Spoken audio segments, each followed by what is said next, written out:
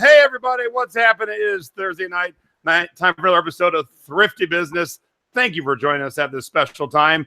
And the reason we have this special time, hi, I'm Jay. I'm from Vegas. The reason we have this special time is because of my co-host tonight. It's Joy from Tucson. Yay! Hello. What's happening, Joy? How are you? Good. How are you? I'm good. Thanks for being our co-host tonight. Thanks for waiting the extra hour for me. No problem. But let's get right to it so we can introduce our guest. And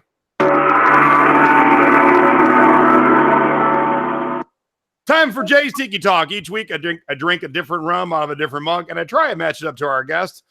And our guest tonight is Cheryl Ferguson. How are you, Sheryl? I'm great. Doing good. How are you guys? Good. All right. So if you saw the title of this episode is, would you have the cojones to spend $700 to flip something? Now, for those of you who thought it said cojones, cojones are balls. So here's the mug I have to match up to you. And you might think, oh, why do you have a cute little teddy bear wearing a bonnet? Because this teddy bear has big balls. Yes, I have a tiki mug with big balls. That's awesome. So, and then I'm like, okay, how do I match up the rum? But when Joy's on, I just got to drink Joy. What? I never knew that existed. Yeah, and it's in a bitchin' bottle. This is one of those things where when I'm done with this awesomely delicious rum, the bottle itself empty is worth a ton of money. So keep your eyes peeled. That's fantastic. Debbie wants to know if it's an R-rated show. Yeah, so Cheryl's here. She's going to talk to us about her big cojones, about, really reaching for that next thing and trying out when, most people are looking for the cheap way. But also it is her story is a story of a perseverance. So I can't wait to talk to you. But sit back, relax. I'm going to turn your camera off, and then we'll see you in about 25 minutes. Don't be picking your nose. The only advice I have. No worries. All right. Let's get right to it, Joy, shall we? Let's. Oh, what are you drinking tonight? Sorry, I forgot to ask you. Vodka and cranberry in a Den of Sin mug. Oh, where's the Den of Sin? That sounds like a fun place. It's a fantastic place, and if you don't have a Den of Sin mug, then you should reach out to Jason. Purchase yourself one. Yes, Den of Sin is my home bar. All right, let's get right to it. Time for our scores of the week. Little tips. Bolos, be on the lookout. Things that you should be keeping your eye out for when you're out thrifting. Ladies first. Okay, so this pair of Levi's, I actually didn't have anything in them. They were given to me. And I didn't have them up but maybe 4 or 5 days. And I did have, I think, either I had best offer enabled or somebody sent me a message, and they actually sold for $40 plus shipping. And I got great feedback. The feedback was they don't make Levi's like this anymore, which is true, because they were from 1981. So they were a nice quick flip. Now, I thought we'd see all denim, and then I'm like, oh, a corkscrew. Okay, so we have a thrift store here that supports the Humane Society. Mm-hmm. Okay, and I don't go there very often. Don't ask me why. I drive by it every day, but I don't go there very often. And I had been through there on a Saturday and was walking out with nothing, and they had a table of clearance stuff by the exit. And I saw this corkscrew, and I picked it up, and it was marked 99 cents on the back. And I was like, well, you know what? That looks vintagey, and I could use a good corkscrew even if it doesn't sell. So I bought it, and I went home and I looked it up, and there had not been one in the packaging that had been sold. But used, they sell for like $40, and they don't come up very often. So I did end up taking $40 plus shipping for this, and it went to the UK actually. So you see those Awesome. Corkscrews, look them up. All right, so I am still trying to get my footing with thrifting in Tucson. I find a lot of the everyday prices for things to be higher than Chicago, and I know I was spoiled by the 69-cent sales at Salvation Army in Chicago. So I kind of stumbled upon a Goodwill boutique section that had a lot of great stuff, and I thought, well, if I'm going to pay up for stuff, I'm going to pay up for good stuff. And so I did a little experiment. I paid $15 for this Lily Pulitzer romper, and it was only $15 because it was half price on shorts, and because they had it marked for $30. And I threw it up on Poshmark, and I put it up at $125, and I took an offer of $90. And on Posh, the buyers pay shipping. So I was super pleased with that because it also sold within a week. That was cute as a button. Yeah. So this is another Poshmark sale because I've been trying to cross-post a lot of things, and I'm selling a lot of things on Poshmark. I bought these Free People pull-on jeans at another independent thrift store. I paid $2 for them, and they sold for $35 on Posh a few days later. And for those who are wondering, Posh allows you to use stock photos. So I always, if it's something that doesn't really show how great it looks on, I will also use a stock image along with my pictures. It's a great tip. That's a great bonus tip. All right, so here's my first score of the week.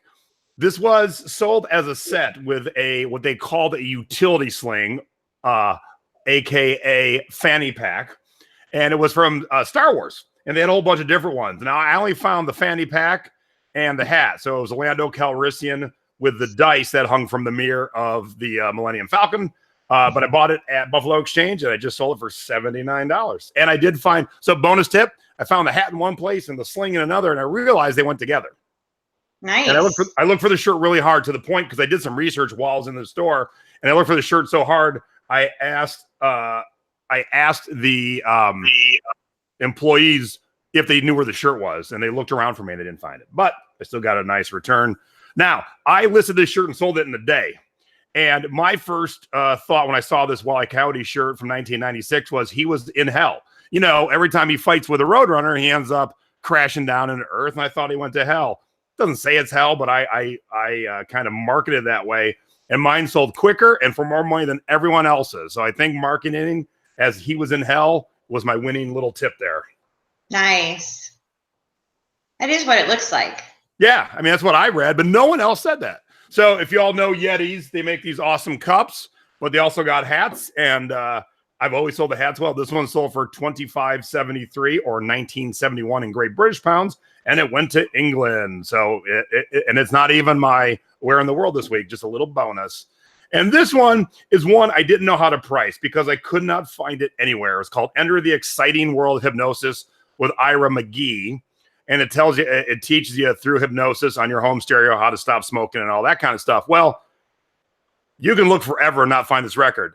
Doesn't mean it's, worth $1 million, but you don't know. When you can't find it anywhere, you don't know. So I threw up at $200, had been up for 6 months. Someone finally offered me $50, and I'm like, all right, sounds good.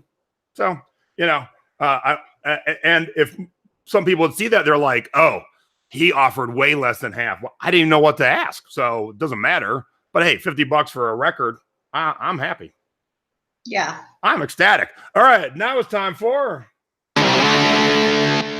my CD scores of the week. All right, so the first one, Star Wars. Star Wars, nothing but Star Wars. There's a zillion different versions of these soundtracks, and when I do my CD webinar part 2, I will definitely break them all down, but this one just sold for me for $29. I'm sure we've all read the book Where the Sidewalk Ends by Shel Silverstein. Well, he's also a musician, and so this was his Freaking at the Freakers Ball. I just sold it for $30, and the bonus is I got 2 of them. Oh, I've got one. Here's one. I love it. They have great songs on them. And then last but not least, 10 Wheel Drive, which I didn't know the band when I found them. They were late 60s, early 70s, only lasted for 4 years. This was their best of. I only think they had like 2 albums, but sold for $46. Now, if you have not taken my webinar and you're not flipping CDs, you should. You head over to www.flippincds.com. And when you go to check out, there is a code right there for half off. And it is 2.5 hours of intensive training that will teach you everything you need to know about flipping CDs in both the thrift store and the record store. But each week I give away 1 webinar. So do me a favor. If you have seen it already, Or if you're in the secret beach and you can see it anytime you want, please do not participate. I'm going to show you a question. The first correct answer wins the webinar. All right, you ready? Here's the question. This one-hit wonder first charted in 1992 and is at the top of the Billboard charts this week. Who is it? Who is it? Now, if you're following the news when it comes to music, you would know. And that's why I threw it in this week, because it's very current.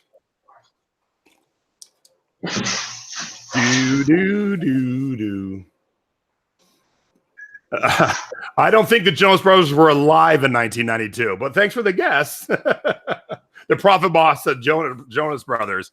Yeah, they were, if they were alive, they were infants. Come on now. All right, and I'll give you a tip. This is one of the biggest one-hit wonder of all time. Boom. Kyle Grover has it. Billy Ray Cyrus is at the top of the charts right now because he's on this track with Lil Nas X, and you should definitely check out the news story when we're done here. Lil Nas X is a rapper, and he has a country tune, and he charted on the country charts, but Billboard deemed it not country enough and pulled it, which Billboard's job isn't to deem what's country and what's gospel and what's hip-hop. It's just to release the charts. So Billy Ray recut it with them and sang with them, and now it's a huge hit, and I downloaded it. It's a great song, but check it out. So who was it? Kyle. Kyle, hit me up on Facebook. Just message me, and I will get you hooked up with your free webinar. The rest of you, head over to www.flippincds.com, and I'm going to teach you the fastest way to source, market, and sell your used CDs online and make thousands of extra dollars a year. All right. Not everything is a winner.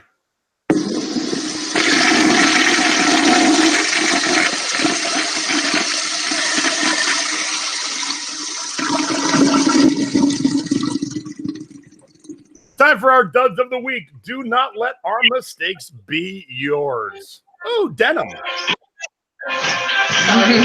What's happening there? So this item is something that has been listed for it's been listed for more than a year because I've been in Tucson for a little over a year. This is part of the inventory I left behind in Chicago that my friend Christine has been shipping for me as it sells.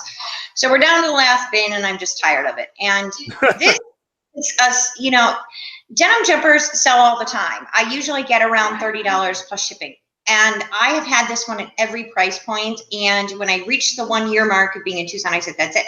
It's going to auction super cheap. Let's run the 99-cent thing, $1.99. Absolute crap. Like, for whatever reason, nobody wanted this one. So even I buy things that, don't pan out when it comes to denim. So if you do, don't feel bad. Now, this one I bought right before I left Chicago. I had no business still buying inventory at the point that I bought this because I knew I was moving. But they were new with tagged J. Jill capris. And I was like, oh, this will be easy. I can just take some quick pictures. And, they should have sold for like $40-some. Could not give them away. And I think it's because I just took those shitty pictures, excuse my French, those pictures, and they weren't fantastic. And,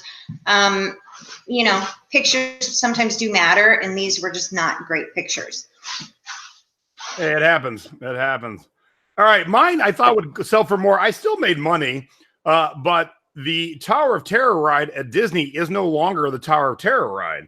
And when rides end, get torn down, change names, it sparks nostalgia. And I guess it hadn't sparked nostalgia enough yet. So I finally sold it for $19.74. I had it up for a while because the Tower of Terror is now, I don't know what it's called, but it's the Guardians of the Galaxy ride. So, but all right, I still made money. This one, I'm shocked I still have. This is a 1980s Bjorn Borg tennis pullover sweatshirt. And I thought some older tennis player would love it. Oh, well, I just realized one of the issues, Joy. This was when eBay had that hiccup and lost all our photos. There's only one photo here. So look at that. I have found one of my own issues. I will end it, refresh the photos, give it a fresh listing, and maybe it'll be a score by the next time you see me. I don't feel like that's that ugly for, kind of middle-aged tennis guys. So I might even take the word ugly out of that one. Yeah, I think I'm going to too. An assistant did that, but yeah, I had not noticed there was no other pictures until this moment. So I will fix that up. But hey, see? And I would put, because I have a tennis skirt and I learned this, I would put pocket in my title because that's really important when you're selling tennis clothing, that's meant to be worn while you're playing. It doesn't have a pocket for the balls. Gotcha. All right. I like that. All right. Now it's time for where in the world did our stuff go? If you are not listing your items internationally, you are leaving out 7.3 billion with a B potential customers.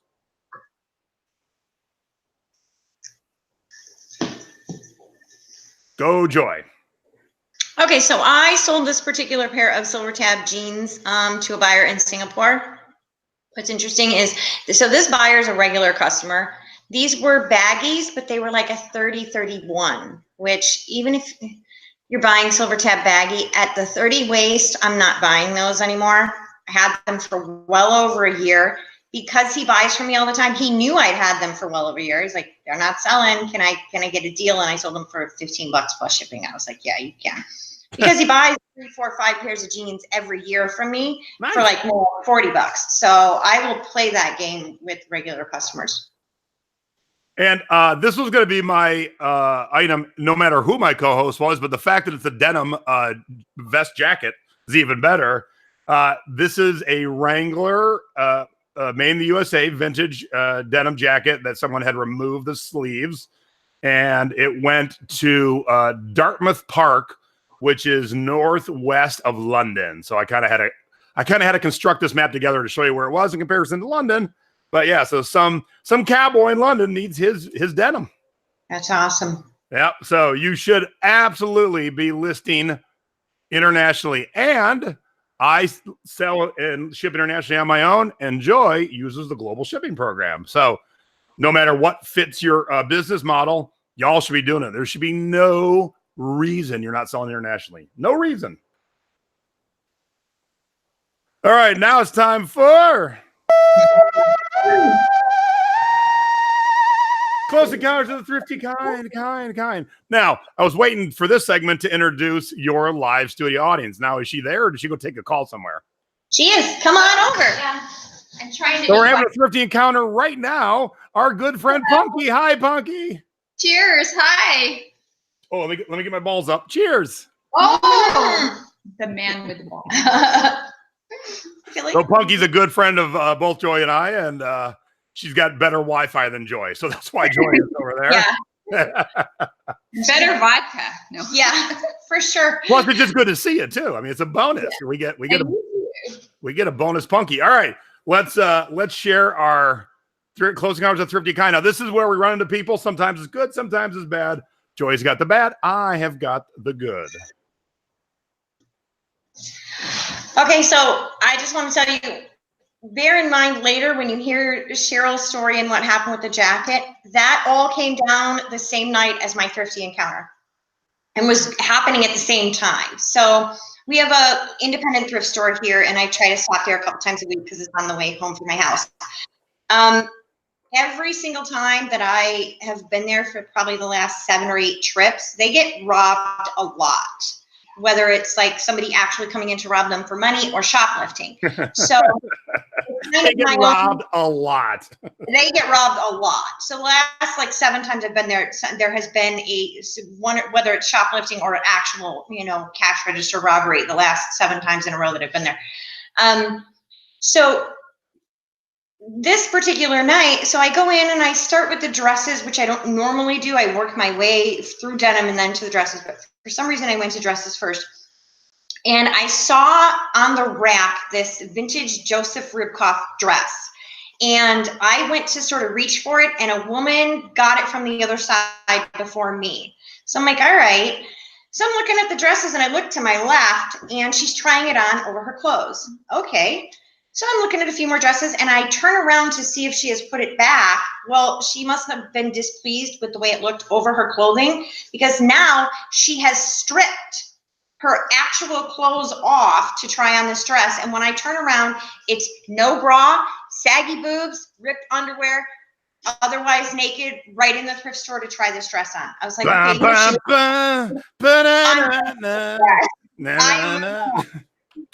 so I'm making my way through the store, and the drama's going on with the Levi's jacket, and I'm simultaneously messaging Bridget pictures of various St. John items in the store, and I had just put my phone back into my purse, and I hear one of the clerks say, that lady in the aisle, she put something in her purse. And so I think she means me. So now I'm paying attention. I'm thinking, oh, here we go. No, it was a woman who was shoplifting, and they got her at the door, and she literally was throwing punches at the male employee. She was not pulling that stuff out of her purse. She was not, she was not going to be apprehended. So they literally got into a fist fight before she opened her purse, threw the stuff down, and walked out the door. It was insane. That should be the moment where I switch and tell my story about the lady who peed in a dressing room, but I'll save that for another day.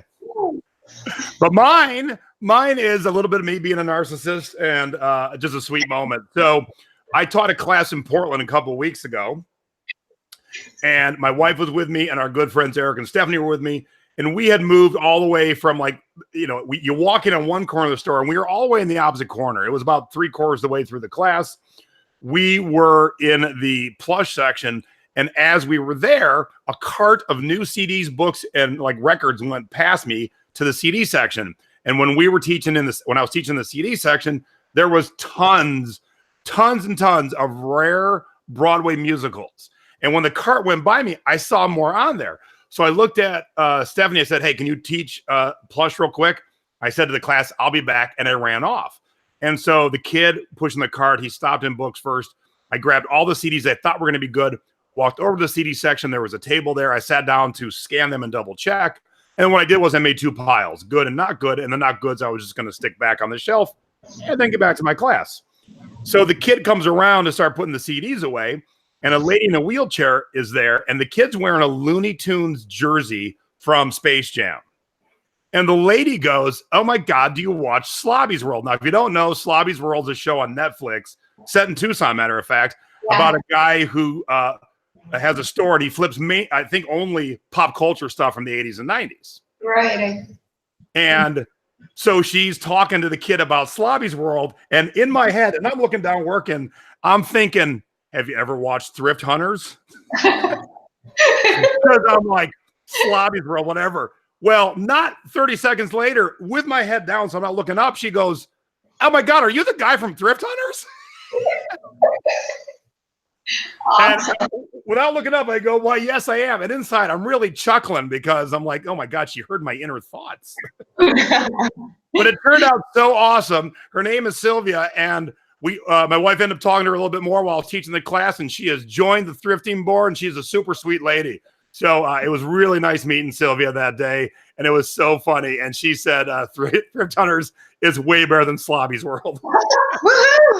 So there's my little thrifty encounter. Too funny. But she was so excited because when I went back to teach, and Stacy ended up talking to her, and she told Stacy, I think it was her and her husband have seen every episode multiple times of Thrift Hunters. So too funny. Mine involved no craziness. So. All right, now it's time for our thrifty tip of the week. Little tips and tricks to help you out when you are thrifting in the store. You're up, Joy. Did I have a tip? What was my tip? I don't know. This is the graphic that Debbie made you. Where's my graph? Hold on, let me see. Maybe it'll remind me. Oh, okay. So this goes back to so the thing is sometimes you find yourself in a position where what you're doing isn't working. So it's evolve or die, right? So what I've been experimenting with is paying a little bit more than I am used to, or sometimes even comfortable with, for items. But what I have found is that they sell faster, they sell for a lot more money, and it's less listing. Since I'm working full time, You know, being able to, volume is great if you have the time for smaller sales, but if you have more limited time, selling stuff that maybe you pay a little bit more for, but is selling for more is sometimes a better option, and it's something that I've been toying around with, and so far I'm really pleased with the results. And you win the prize for the first co-host ever go, what's my tip? All right. There's been a lot going on. Oh, I know. I'm just Josh with you. All right, Record Store Day was this past Saturday, and my tip is get in line early. If you don't know what Record Store Day is, it happens every April. They release limited edition vinyl at independent record stores around the country. Pick up the cool stuff, and I flip it online for people who aren't near it or live internationally. And every single thing I bought on Saturday was sold by 6 hours later. But my tip is get in the line early. Here's the line behind me, and we got there at 7 for a 9 o'clock opening, and we were still like 20th in line. Wow. But as you can see, the line got a lot longer behind me. So when you're going to openings of anything, estate sale that's got the most badass thing you've ever seen, get there early. Put your headphones in, bring a book, do something to pass the time. All right, now it's time for You Have Got to Be Shipping Me. Little tips and tricks, what to do and what not to do when it comes to shipping. All right, do you remember this? I am ready for this. Okay, so the debate in the groups, on the internet, everywhere is always, do you charge for shipping or do free shipping? Do you charge? Like, there's only two options. And I'm here to tell you that there is a secret door, number 3, which is that you can subsidize your shipping. If the market doesn't bear you charging the $7.50 it's going to cost, right? You can do a flat rate and charge half of what it costs, right? Because from a buyer perspective, free shipping versus $3.50 isn't such a big leap, right? Yes, there's people who are going to set their filters. Not everybody shops that way. And so don't be afraid to play around with the subsidizing, you know, half the cost, or maybe it costs $5 to ship and you charge $2.99. Put a little bit of it on the buyer, you know, sure. You pay the rest. Share the cost. The difference, not just What's that? Then split the difference. I kind of like it. Difference. Absolutely. And I'll tell you, I charge for shipping, whether it's the whole thing or half. I charge for shipping on everything. And you know what? My buyers pay it. Love it. All right. For those of you who have an eBay store, you probably have gotten this with your quarterly coupon at one point. And most of us probably use them to seal the packages as a little extra kiss from eBay. But my assistant did something the other day that I'd never, ever thought of. And I went, oh my God, I love that. So if you've seen me, if you've seen how I FOMO, I ship Tiki Mugs and other mugs in the padded flat rate envelope. So the first thing we do is we wrap it in bubble wrap. And I typically take the tape gun and seal the ends when I fold the bubble wrap down. But she used the eBay stickers. I loved it. I'm like, oh my God, that is so cool. Just adds that little extra aw to the package. Now, most buyers won't give a crap, but the couple that will, it's a fun use of these. And I have tons of these I never hardly ever use. So that'll be our new way to FOMO, to seal it with the eBay stickers. All right, now it's time for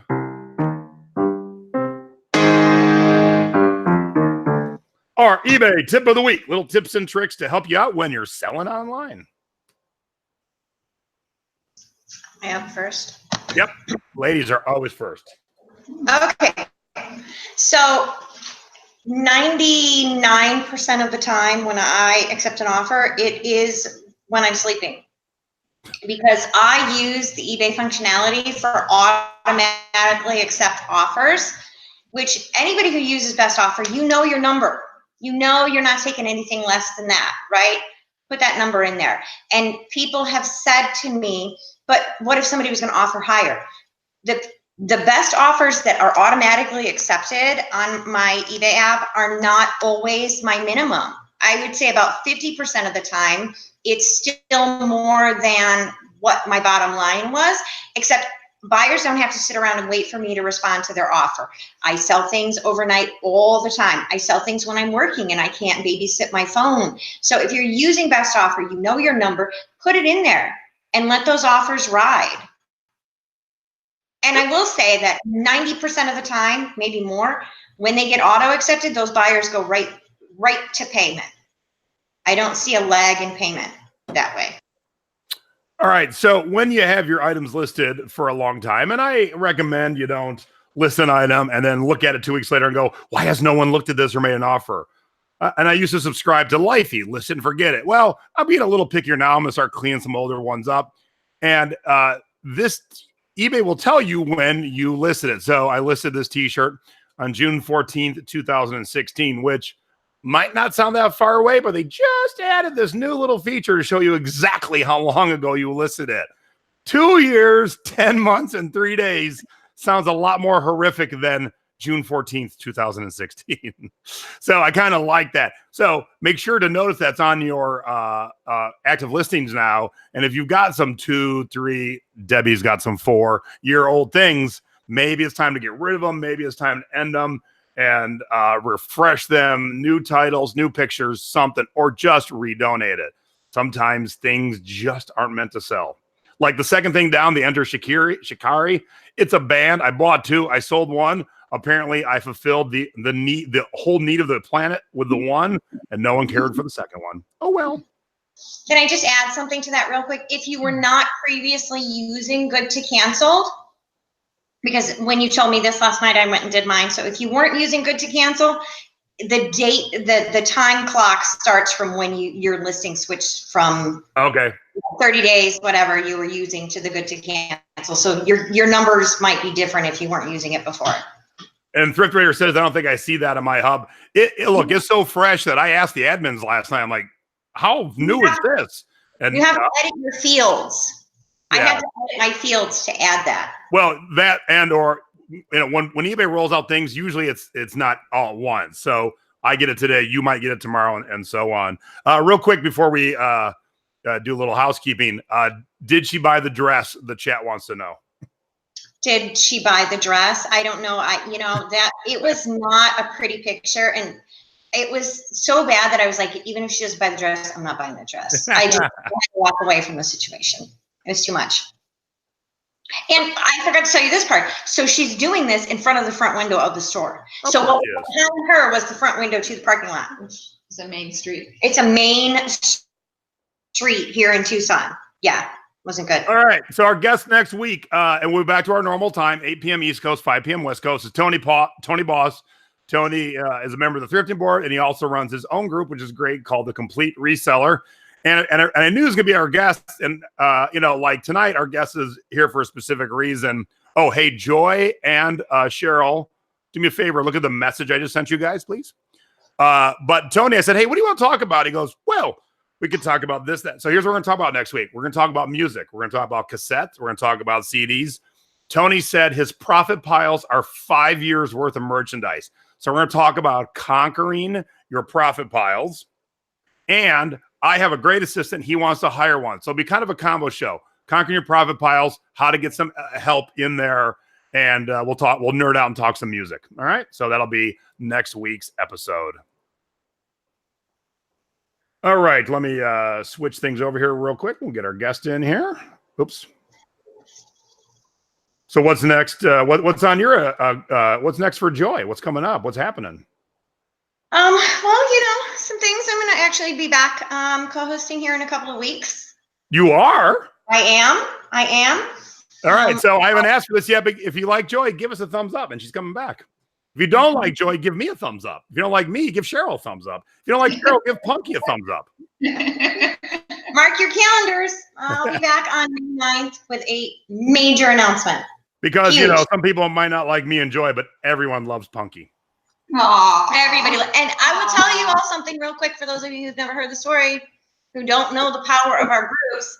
This wonderful person who is one of my best friends, we met through the group. That's how we met, through Jason. And the cruise. Yeah. We ended up randomly 2 single people going on the Secret Beach cruise and to share a room. And we were both kind of dreading it because who's this stranger I'm going to share 200 square feet with? And I think before we ever got on the boat after spending a little time in New Orleans, we were just like peas and carrots. Awesome. And I love seeing that. All right. I love seeing this too. Hey, everybody. Cheryl Ferguson. Hi, Cheryl. Hello. I didn't ask you. Are you joining us with a cocktail tonight? I didn't even ask you. I forgot. Yeah. Glass of wine. All right. Oh, that's not a glass of wine. That's an empty glass of wine. Refill. Refill. I think my husband heard you. Do I hear a little pitter patter into the kitchen? Yeah, definitely. What's happened, Cheryl? I'm so glad you came on tonight because, the reason I wanted you on originally turned into two reasons. So, you're coming like dual purpose. This is awesome. Usually a guest is kind of like a single lane, but not you.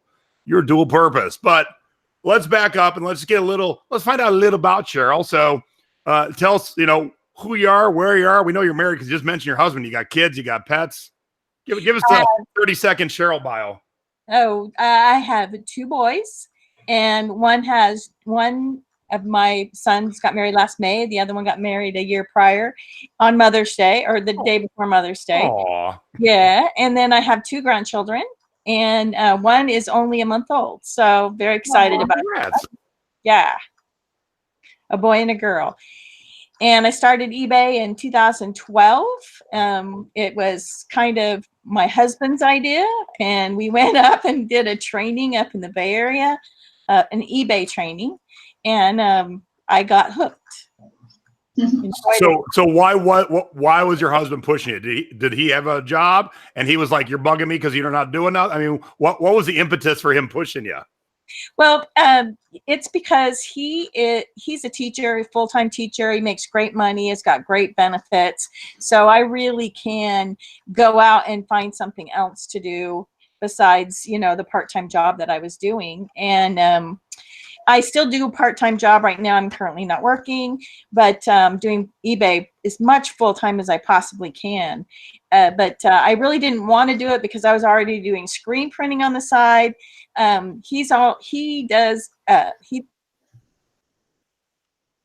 no.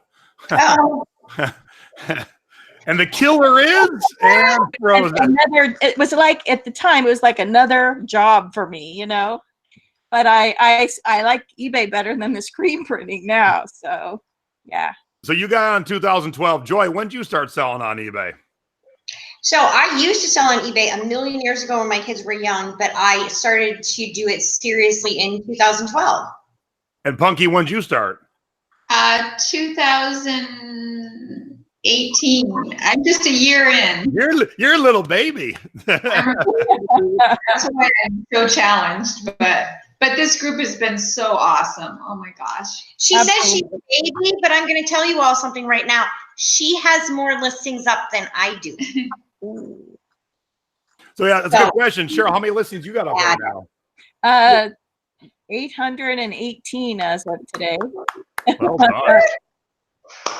You might be beating me. I got to check. I'll check in a minute and see where I'm at. All right. So when you first started, what was your go-to? Like, what were you starting to sell? What'd you focus on at first? Well, interestingly enough, it was my husband used to be a sales rep, and he had a lot of iris art crystals, which were made by Swarovski. I don't know exactly how to pronounce that. But so I listed everything, all of his samples, and started selling them like crazy and sold everything. And then I started doing Hallmark ornaments. I sold all the Beetle ones, all the Star Trek ones, and then I got stuck with all the Barbie ones, which don't do anything. Then I started branching out. I started doing buying at wholesale garden type items and selling them at retail. So I enjoy doing the garden decor type stuff. And now I do everything. If it looks like it's going to sell, I'll buy it and flip it. And we just got back from the Bay Area or the coast, and I bought a bunch of used shoes. I can't believe the fact that if someone were to ask me today, what do you sell on eBay? The majority of the stuff I sell are used shoes, and it amazes me. So we might have to have you do a webinar for the Secret Beach on new shoes. I like that. By the way, I have 780 listings, so you got me. Oh, okay. Excellent. All right. And so that kind of brings us to why you're on the show tonight. And I'm going to toss it over to Joy here for a second, because I kind of wasn't in this whole situation at the beginning. I kind of wandered in at the end. The good and the bad thing about the thrifting board it's grown so big in a couple years. It's 54,000 members. The people keep joining Fast and Furious. The posts coming fast and furious. And when I first started running Facebook groups, I felt as the leader, I should read every single post and help in every single post. But if you want to have a life outside of your Facebook group, you can't do that. It's impossible. So what you do is you have a great team of admins, which I call lifeguards, and Joy is part of that awesome team. And B, you just build a great group of people and you don't allow the bullshit and the negativity and everything else. And so the group can, for its own purposes, run itself. I mean, it's pretty self-sufficient. And so sometimes big things happen, good and bad, that I kind of miss because I don't have my hands in everything because I don't have the time. But once I see something going on, bad or good, I catch up. I ask the lifeguards, I go, hey, fill me in. What's going on here? So let me throw it over to Joy. So Joy, tell us how we kind of got started on this whole process with Sheryl. Okay. Because it wasn't really with Sheryl originally. No, the Sheryl part came later. So thank goodness we've had some vodka because this story just raises my blood pressure. So a post goes up late in the afternoon that says, this Biggie Levi's jacket sale goes down tonight, but I have buyers asking me about international shipping. And I don't know what to tell them. Something to that effect. And then, now, just to pause you for a second, anyone who's watching who is unaware what we mean by Big E Levi's, here's a picture. And real quick, side story, Joy, explain what Big E Levi's are. Uh-oh. You broke up for a second. You there? Yeah, I'm here. Okay. So Big E Levi's. If you look at the tab on Levi's, in mid-1971, Levi's went from using a capital E to a lowercase e. So anything mid-1971 back had a capital E. That is some of your holy grail Levi's. People collect them. People spend thousands of dollars on Big E Levi's items. So anytime somebody says Big E, it's a thing. So this post that went up just said, the sale's going down tonight, Big E Levi's jacket. No pictures, no link, no nothing. So I said, being the denim lady, said, well, Nellie, let's see what you've got. Because when the post first went up, it didn't ring the bell with me. So he didn't come back and answer. And so I had to go hunt it down for myself, what Big E jacket was ending tonight. And I found it. So I click on the link and I almost had a stroke when I see this Big E Levi's jacket and it's got all these bids and it's still only at $250. I'm like, what in the, excuse my French, what in the hell happened here? Well, because he started the auction at 99 cents. Ballsy.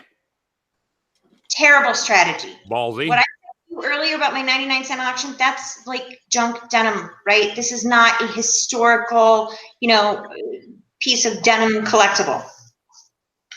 So I answered his questions about, how to address the shipping issue. He didn't have any international shipping. And if you're selling vintage Levi's and you don't have international shipping, you're leaving big money on the table.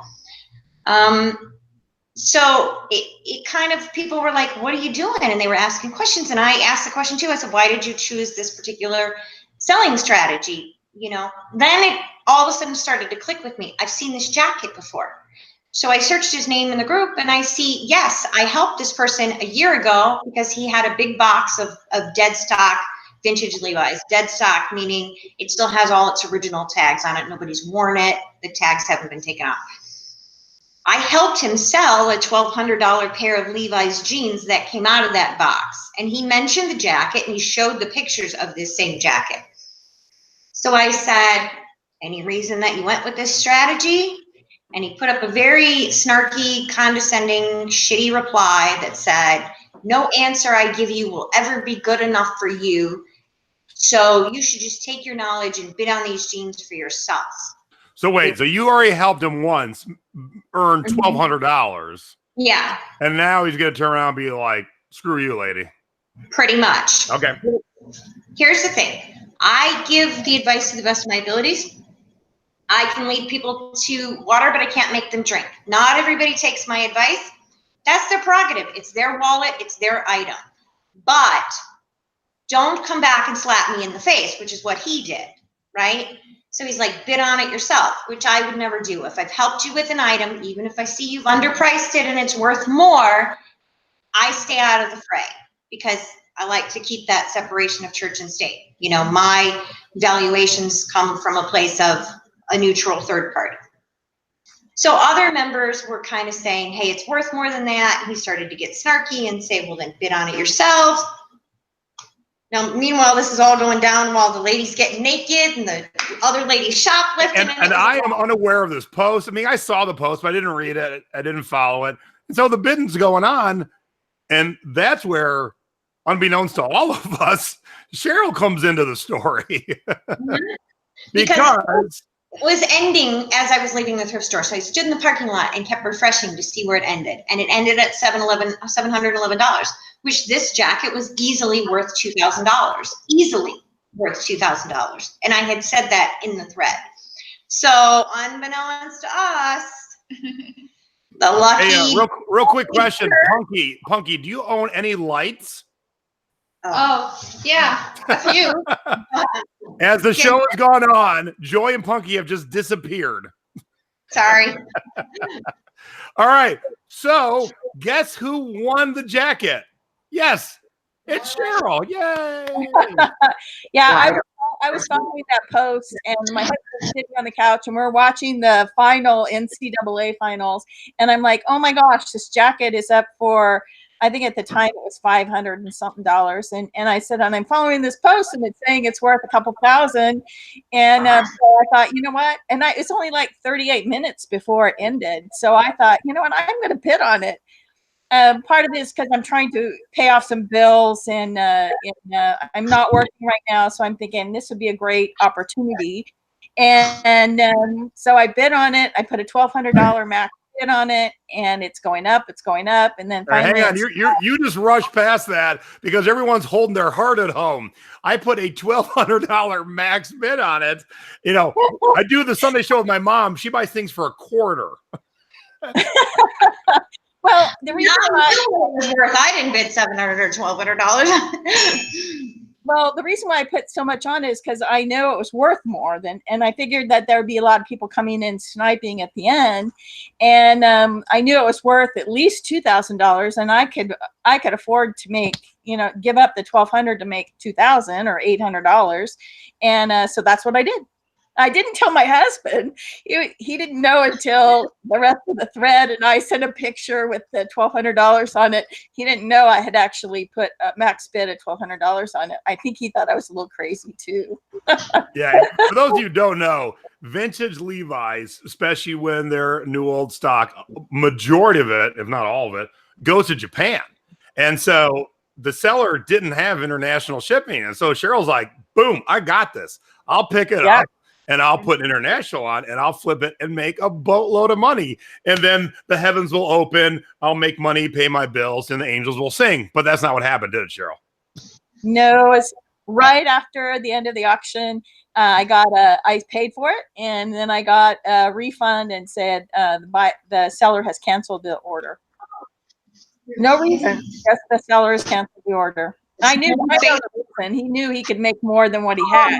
He was hoping he would make more than what he did, and was thinking that by putting that post in thrifting, in the thrifting board, that somebody else would jump on it, and that bidding would increase. But he didn't make as much as he wanted to. And so, I reached out, and I don't reach out on every post or anything that goes a little sideways, but he was in the group. He got help from Joy to make $1,200, and we were helping him with the jacket. And I'm like, why'd you cancel it? And he's like, well, I don't got to answer you. And I'm like, you are throwing away the best free service you'll ever have, the thrifting board. You're throwing it away by being a jerk right now. And Cheryl asked him, what's up, and wouldn't reply. And so her windfall turned into just a waste of time, really.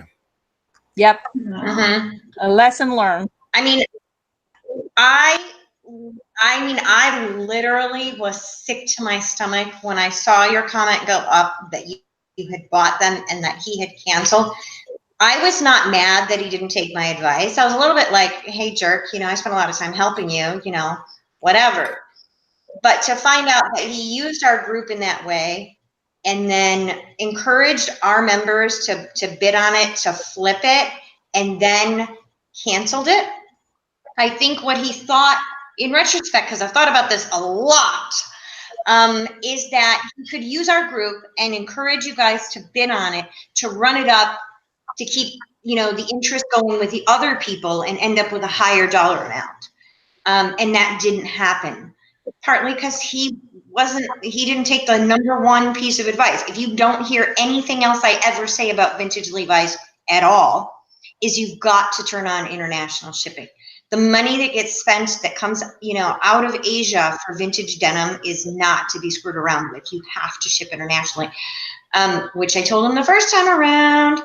But to have him use you guys to try to run up the bidding and then cancel the order, I was spitting nails.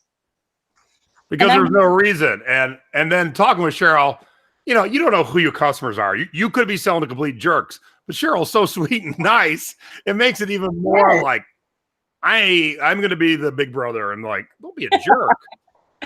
I knew that. And, you know, the thing is, that took balls. There's no other way to say it. And I think I said it to you in the thread. Even knowing that it's worth $2,000, right? You know something's worth $2,000, to plunk down $700 for it, that's no small thing, right? So hats off to Cheryl, because that was a great move on your part, and I wish it had turned out the way that it should have for you, but kudos to you. Well, I knew that with Joy's help and all the information that I get out of this group, that I could turn it for a good profit. That's why I did it. Now, because something went awry and didn't go the way you thought it would go, did you suck your thumb and hide in the corner and the sky is falling, or did you just keep on trucking? I just kept on trucking, kept on listing. Looking for one of those biggie Levi's. And Linda's got a question. Does the seller lose their eBay account for such a cancellation? No, they don't. And he actually wrote me a book back and said, well, eBay allowed it. So your anger isn't with me, it's with eBay. And I'm like, what a POS, really? But I was like, okay, I'm not talking to you anymore. But, you know, as Cheryl said, you got to keep on trucking. Cheryl wants to, now we're in the second part of Cheryl's story. And it's about keep on trucking and don't let things knock you down. So you want to share your story there, Cheryl? Sure. In October, I was diagnosed with ovarian cancer. Stage 4. Did not know I was sick. Didn't know I had cancer. I was having a hard time breathing. And I kept going into the health clinic and kept saying, I can't breathe. What can you do? She was listening to my lungs. She said, you must have a virus because you don't have a fever. I went in 4 times in a week. And finally, I told my husband on that last time, I said, if they don't do something about it today, then I am going to the hospital. And that's the day she said, I could hear air coming in and out of your right lung the last 3 times, but this time I heard no air coming out of your lung. You're going to the hospital. So come to find out, the fluid in my lower abdominal area moved up into my chest cavity and shut down my right lung. It was literally collapsed. So at the time, we were trying to figure out, why is my lung collapsed? Where's that fluid coming from? And so they diagnosed that. They took out almost that day, they took out 2 liters of fluid out of my chest cavity with a procedure with a needle through my back into my chest cavity. The next day, they took out another 2 liters. And the day I left the hospital, they took out another 1.7 liters. So if you think about the size of a liter, you know, it's quite a bit. So, and they tested that fluid, and that fluid came back positive for ovarian cancer, which just freaked me out. So anyway, I've been dealing with that and going through 16 chemos since October. Finished my last one 2 weeks ago, and right now we're good. You know, we'll find out in May with the next set of tests. You know, as long as my CA 125 test is at or below normal, then I think I can say I'm in remission. But right now, I don't really feel like I can say that. So, but I started out in October with a test score on the CA 125, 595, with normal being 19. And I'm at 17 prior to surgery. So I had a full hysterectomy in February, and I've been off work. eBay has been my life saver, keeps me busy. I get up, I pack and ship, I list, I go to the post office. It just keeps me sane. So that's where we're at. And that's kind of what, I wanted to share both sides of the story, because, I've seen it a ton of times on the interwebs, on Facebook. Something doesn't go someone's way and they just curl up and sit in a ball and cry, and then go to 17 Facebook groups and cry all day. And you want to get your sadness, aggression out, but if that's all you're going to do for the next 2 weeks, that's not getting anything done. Right. And Cheryl could have, with a diagnosis, been like, screw it, I ain't going to do anything. But eBay kept her going, and that's what's great. She had her eye on the prize, and the prize was, I'm not letting this get me down. I'm just going to keep on trucking. I love selling on eBay, and I'm going to keep on doing it, to the point where I'm going to plunk down $1,200 to make $800. Oh my God. I love you, Cheryl. Well, and I also wanted to tell everybody that's listening to get your CA 125 test, all the females. That's a protein that only ovarian cancer gives off in your blood. And it's not a test you normally get. The doctor will offer to do. You have to ask for it, or you have to have ovarian cancer in your history. So anyway, so I encourage everyone to ask your doctor for that test. And I think that it's a lesson for me, but it could also be a lesson for everybody else. And that's an awesome lesson, isn't it, Joy? It is. It really is. I mean, you just, you're thinking respiratory, and it's this whole other, thing. So it's super important. If there's a test that you can get, especially if you have family history, then absolutely. So Cheryl, when you get a chance, rewatch the show, because there's a great chat. But it was so funny. Key Lime Kisses says, thumbs up for Cheryl, kick its ass, girl. And YouTube blocked it for a second because it had the word ass in it. anytime even a remote swear word shows up, me or one of the admins in my YouTube channel have to give it an approval. But it was so funny that she's like, kick its ass, girl. And they got blocked for a second. But everyone wants to know your store. So here's a good time to jump into your scores. Oh, my store is Ferg's Finds 13. And it's right there. So now everyone can see it nice and big on their screen. No, Key Lime Kisses, don't say sorry. It's no biggie. YouTube just got too tight of a butthole. That's cool. All right, so tell us about this Dymo card scan. What is this? It's a business card scanner. So if you go to a show and you get a bunch of business cards, you can run them through this scanner, and it puts it up on your computer, and then it saves the addresses and phone numbers and everything, and then you can do your address labels or contact information. And my husband found these, and we bought a few initially at $40-something, and then flipped them real quick on eBay, and then we bought a few more. We bought 10, and we sold all those, and then we bought 24, and we've sold 20 of them at $325 each, but they only cost us $26. Wow. Yeah, so that's helped me pay off a few bills. I would say so. Holy crap. Yeah. I thought that was like a one-off.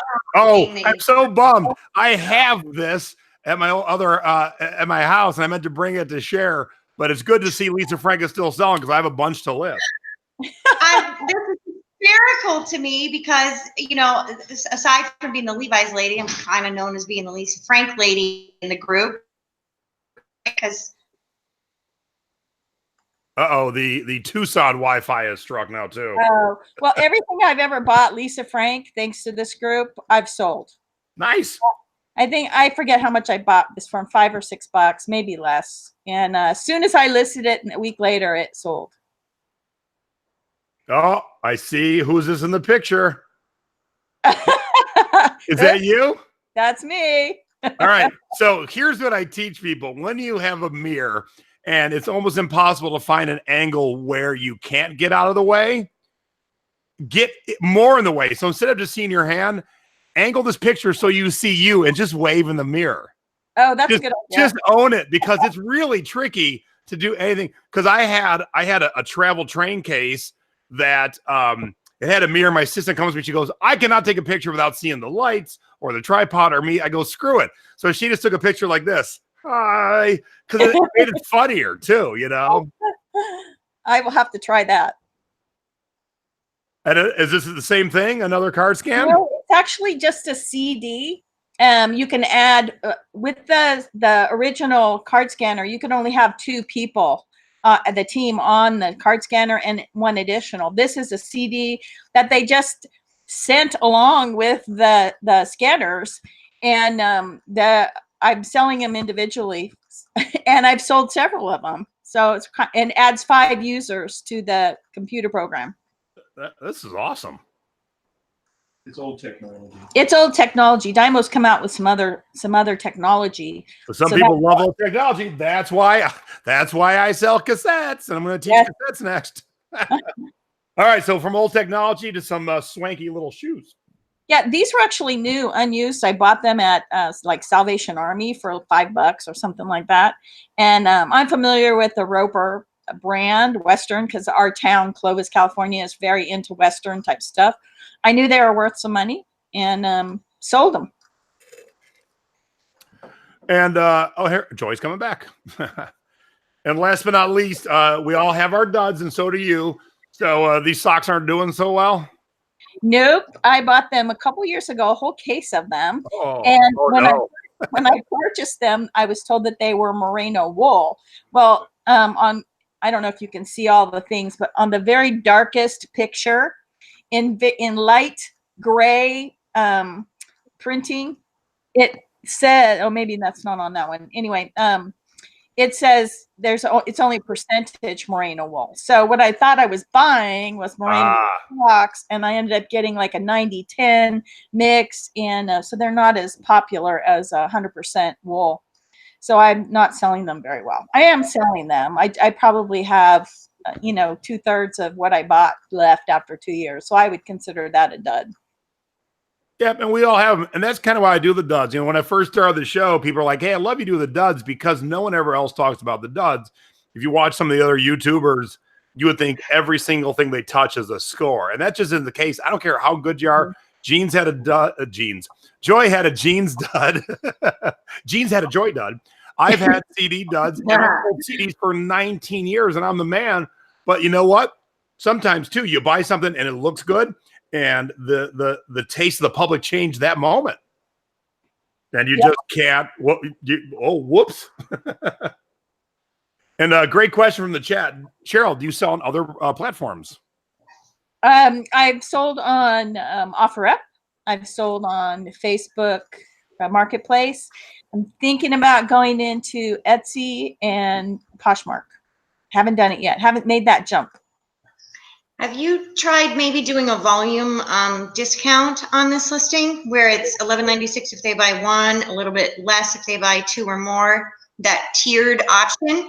No, clear some of those out a little bit faster. They get a little discount. Yeah. That's a great idea. I'll try that. So what's next for Cheryl? What you hunting down the next? Wait, let me ask you this though. I hear your husband. Is he there? Does he want to say hi? Yes, he's here. No, he By the way, say hi. the whole time I didn't know you guys were married. I knew that both of you, Ferguson, were in the group, but I didn't know you were married until the whole Levi thing came down. All right. So here's my question. When she said, "Hey, I bet $1,200," can you recreate the look on your face? He gets this look on his face when he gets a little eyebrow lifts up, and he looks at me like the eyebrows arch in a major way. And he said, like, you put how much down on the max listing? I said $1,200, but I only spent $700. Anyway, yeah. And so were you fully supportive of that, sir? I'm sorry, say that again. So were you fully supportive of her large bid? I actually was, because she had some. I mean, just the fact that we found something that did very well for us in a short period of time, and she paid off her bills. It was good. Or what do we lose? Are we losing? Hello? No, I'm here. I'm here. Oh, something else came up. Okay. I'm like, I'm here. Well, I was probably, with her recent sales success, I was very supportive. Oh, he's always very supportive. All right. And so here's how we're going to end the show tonight, too, because from time to time, one of my other lifeguards, C.R. Sullivan, does this thing called the Catch of the Week. It's when a member of the group has kind of maybe went above and beyond or needs a little extra helping hand. And guess who the Catch of the Week is this week? Yes, it is Cheryl Ferguson. So because she wanted to come on and share both sides of her story, and because she got a little bit screwed with both sides of her story, actually, we share her store. And that way, if you want to, no pressure, but if you see some of the story you like, you want to buy something, please do. So head over to the thrifting board. If you've not joined the thrifting board, it's free. Come on in. We'd love to have you. And what I'll do is I will pin this right to the top of the group. I will get rid of our show pin. And so when you go to the group, the first thing you will see is the Catch of the Week. And that way you can read about the story and see what Cheryl has to offer. Now, with the Catch of the Week, it's not just buy something from Cheryl. If you use social media, actually, I'll let Joy explain that, because she's more of our social media than me. Okay, so if you're not in a position to buy something, you can't find something you like, but you use social media, Pinterest, Twitter, whatever it is, if you will go through her store and pin some things to your Pinterest, or tweet about them and help spread her items around the internet. 70% of people use Pinterest for inspiration of what to buy. So there's a direct correlation between using social media to promote your items and sales. So I am just blown away. I was blown away by Cheryl before I knew the rest of her story, and I am even more blown away by her now. I mean, we all have days where we're like, oh my God, my life sucks, and I'm not selling anything. This isn't going that way. And we really have nothing in life to complain about. And so to have her just be so positive and to just be, embracing life and embracing the eBay business this way with everything she has going on, I think that, it's a great thing that if we can all get out there and support her either by buying or by sharing. Yeah, I'll give a bit extra shout out to CR. She's one of the camera shy admins. I have 2 camera shy admins, and so you'll never see her. But she does a lot of work to help the members of the group, tons of work, and does this Catch of the Week where she finds members who, as she says, shows a good exemplary example of how to be a good member of the group, how to be a good seller, and put into good practices. And evident by tonight's show, Cheryl's the bomb diggity. Well, thank you very much. It's been fun. So I want to thank Cheryl. I want to thank you for sharing both sides of your story. I'm so sorry that it didn't work out, but you know what? I fully believe when one thing doesn't work out, something else even better will. Absolutely. Yeah, I am here in Las Vegas with my lovely wife, Stacy. I ended up with my own TV show because I got fired from a job. If I don't get fired from this job, I would never leave Cleveland. And so all these things work in a weird way. And so you never know what's next. So I can't wait to hear what's next for you guys, whether it be a good score or great news in a couple of weeks with when you go back in to get your check. So I look forward to hearing the great news from you.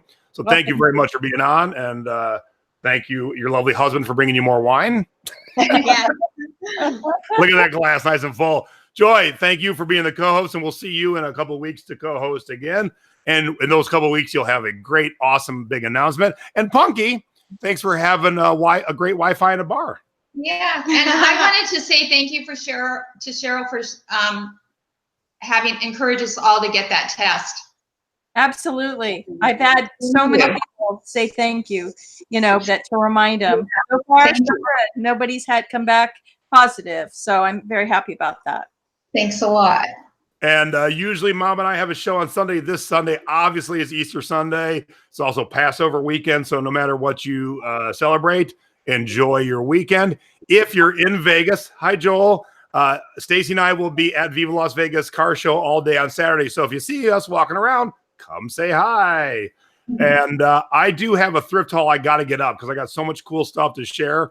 So just stay tuned. I don't know exactly when I'm going to jam it in. Maybe this weekend, maybe Monday. But I got a bunch of cool stuff I got to share. So my assistant can then work on them and get them listed. So stay tuned. Have a great weekend, everybody. And thank you, Cheryl. Thank you, Joy. And we'll see you around the thrifting board. Bye, everybody. Bye.